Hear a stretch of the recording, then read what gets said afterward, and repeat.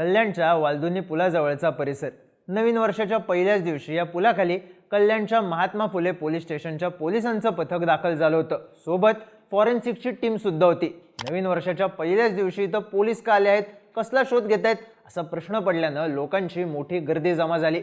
पुढच्या काही वेळात पोलिसांनी इथून एका जखमी अवस्थेतल्या महिलेला बाहेर काढलं. डोक्यावर आणि चेहऱ्यावर गंभीर जखमा होत्या. पोलिसांनी या महिलेला हॉस्पिटलला नेलं, पण तिथे तिला मृत घोषित करण्यात आलं. पोलिसांनी अपघाती मृत्यूची नोंद केली. तपास सुरू झाला. त्याच दिवशी संध्याकाळी कल्याणच्या महात्मा फुले पोलीस स्टेशनला लता गांगुर्डे नावाची 60 वर्षांची महिला आली. या लताबाईंनी एक तक्रार दिली मिसिंगची. माझी सून रुपाली गांगुर्डे सकाळी 8 वाजल्यापासून घरातून बेपत्ता आहे.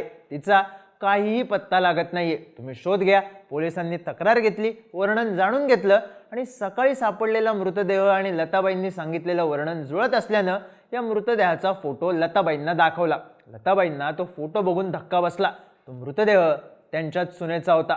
आपल्या सुनेचा मृत्यू झाल्यानं लताबाईंना बसलेला हादरा मोठा होता. पण चौकशीत समोर आलं, सुनेचा खून लताबाईंनीच केला होता. आपल्या 67 वर्षांच्या मित्राला सोबत घेऊन लताबाई इथेच थांबल्या नव्हत्या. त्यांनी खुनाच्या गुन्ह्यातून सुटायचं फिल्मी प्लॅनिंग सुद्धा केलेलं. पण आपणच विणलेल्या जाळ्यात त्या अडकल्या आणि एक थरारक स्टोरी समोर आली. हीच स्टोरी उलगडून सांगणारा हा व्हिडिओ. नमस्कार, मी चिन्मय आणि तुम्ही पाहताय फुलभिडू. कल्याणच्या करपेवाडी परिसरात राहणारं गांगुर्डे कुटुंब. घरात विलास गांगुर्डे, त्यांची आई लता, बायको रुपाली आणि मुलगा असे चौघे राहत होते. विलास गांगुर्डे रेल्वे कर्मचारी म्हणून काम करायचे.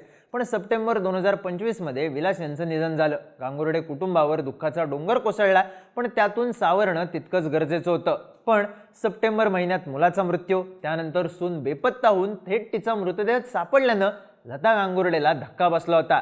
पण पोलिसांनी लताकडे चौकशी केली तेव्हा तिच्या उत्तरामध्ये पोलिसांना विसंगती आढळली. पोलीस सूत्रांनी दिलेल्या माहितीनुसार सून सकाळपासून बेपत्ता होती.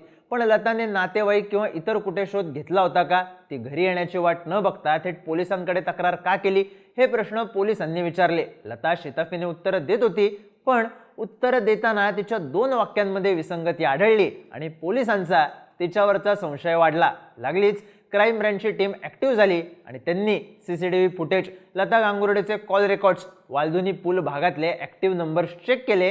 तेव्हा त्यांच्या लक्षात आलं की एका नंबरवर वारंवार लताचे फोन झाले होते. दोघांमध्ये कॉन्टॅक्ट झाला होता. लताच्या बोलण्यातली विसंगती, तिचे फोन कॉल, त्यात आढळलेले एक नाव, यावरून क्राईम ब्रँचचा संशय वाढला आणि लताने कबुली दिली खुनाची. आपला 67 वर्षांचा मित्र जगदीश म्हात्रे याच्या सोबतीनं सून रुपालीचा खून केल्याची. आता पोलिसांना शोधायचं होतं कारण.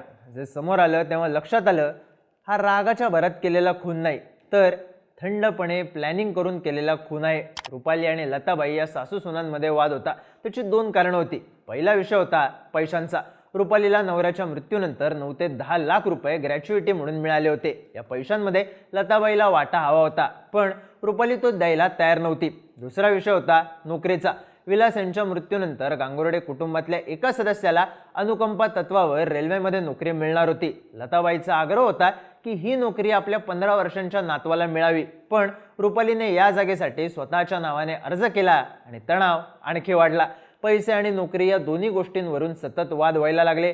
सासू सुना समोरासमोर यायला लागल्या होत्या. या भांडणाची माहिती लताने आपला 67 वर्षांचा मित्र जगदीश म्हात्रेला दिली आणि यावर तोडगा काढायचा आहे असं सांगितलं. मग या दोघांनी प्लॅनिंग केलं लताला कायमचं संपवण्याचं.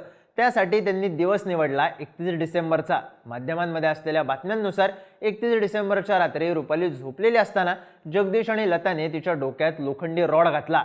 हा घाव इतका भीषण होता की रुपालीचा जागीच मृत्यू झाला.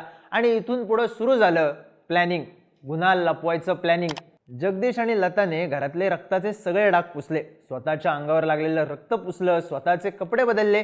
एवढंच नाही तर रुपालीच्या अंगावरचे रक्ताने माखलेले कपडे सुद्धा बदलले आणि तिला रक्ताचे डाग नसलेले स्वच्छ कपडे घातले. मग तिचा मृतदेह वालधुनी पुलाखालच्या निर्जन भागात टाकून दिला. यांचा प्लॅन होता की रुपालीचा अपघाती मृत्यू झाला आहे किंवा ती बेपत्ता असताना अज्ञात व्यक्तीने तिची हत्या केली आहे असं दाखवायचं.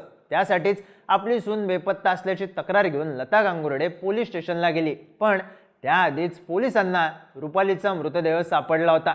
1 जानेवारीच्या सकाळीच पोलिसांना वालधुनी पुलाखाली एक अज्ञात महिला जखमी अवस्थेत आढळल्याचा फोन आला होता. चेहरा आणि डोक्यावर असलेल्या जखमांमुळे सुरुवातीला हा अपघाती मृत्यू वाटत होता, पण कपड्यांवर रक्ताचा एकही डाग नव्हता. त्यामुळे पोलिसांचा संशय वाढत गेला, पण तसे थेट पुरावे पोलिसांना सापडले नव्हते. पण तक्रार देण्याची घाई करायला लता पोलीस स्टेशनला आली.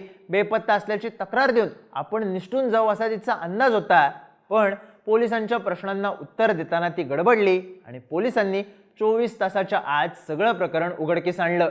रक्ताचे डाग पुसून, मृतदेहाचे कपडे बदलून, सून बेपत्ता असल्याची तक्रार काळजीपोटी देऊन, मृत्यू झाल्याची बातमी ऐकून मोठा हादरा बसलाय हे दाखवून सगळं प्लॅनिंग अतिशय फिल्मीरित्या करण्यात आलं होतं. पण बनावर असताना लताकडे ना पेशन्स होते आणि ना हिंमत.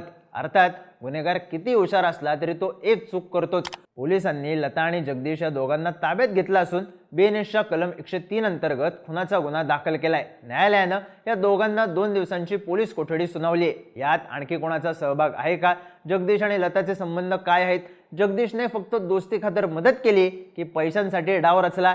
याची उत्तरं तपासात पुढे येतील. पण मुलाच्या मृत्यूनंतर सुनीलला मिळालेले ग्रॅच्युइटीचे पैसे आणि तिलाच मिळणारी नोकरी यावरून चिडलेल्या 60 वर्षांच्या सासूने एका खुनाचा प्लॅन केला. तो खून केला आणि पोलिसांना सापडली ती स्वतःच्याच फसलेल्या फिल्मी प्लॅनिंगमुळे.